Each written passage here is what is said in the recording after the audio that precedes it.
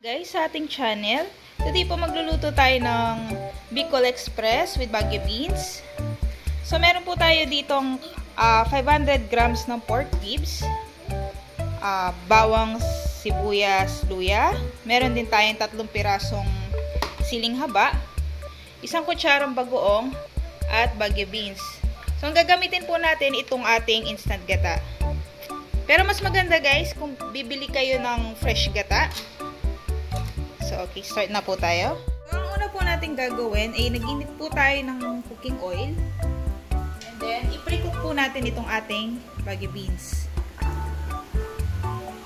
So, ayan guys.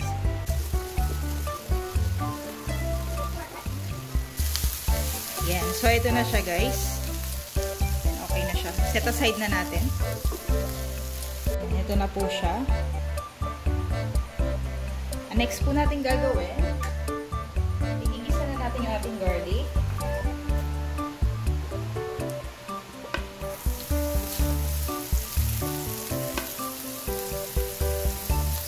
Then yung onion.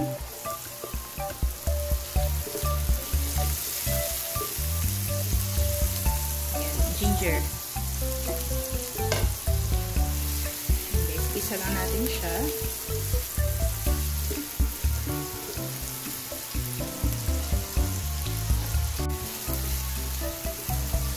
Ilagay na rin po natin yung ating bagoong.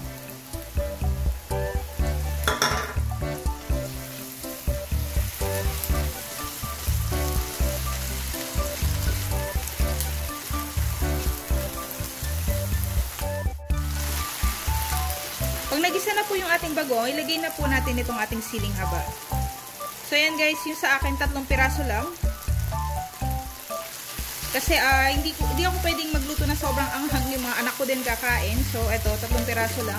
Pero kayo guys, kung gusto niyo ng mas maanghang, pwede niyo naman dagdagan. Ito na yung ating pork. Ilagay na rin natin siya. Yan, so igisa lang natin siya na ko. Igisa lang natin. Igisa natin siya na konti. Takpan po natin siya. Yan guys, after a few minutes, ito na siya. Maglagay tayo ng 1 cup ng tubig. And then, hayaan lang natin siya mag-simmer, kumulo. Chine-check na rin natin siya kung malambot na yung ating karne. So yan, takpan po natin siya ulit. Hindi tayo guys.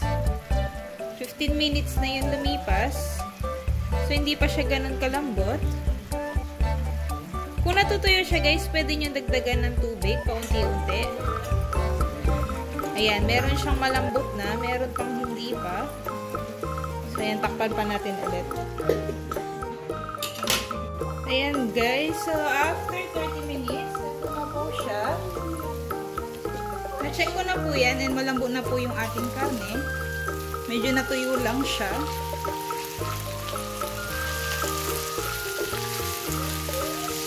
Yan. Ang next po natin gagawin, ilalagay na po natin yung ating Baguio beans.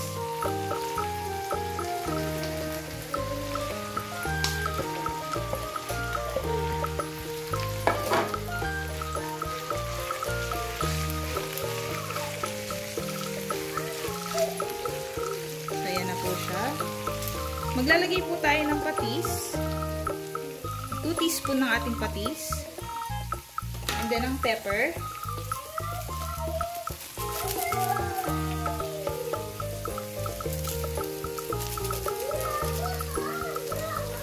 And then, ilalagay na rin po natin yung ating gata.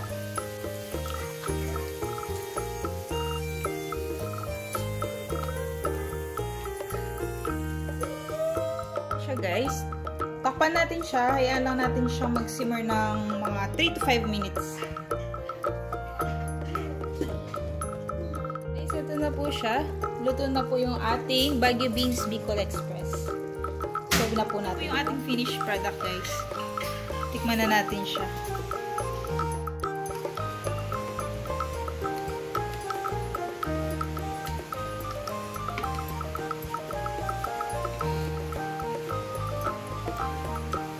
Kain po tayo.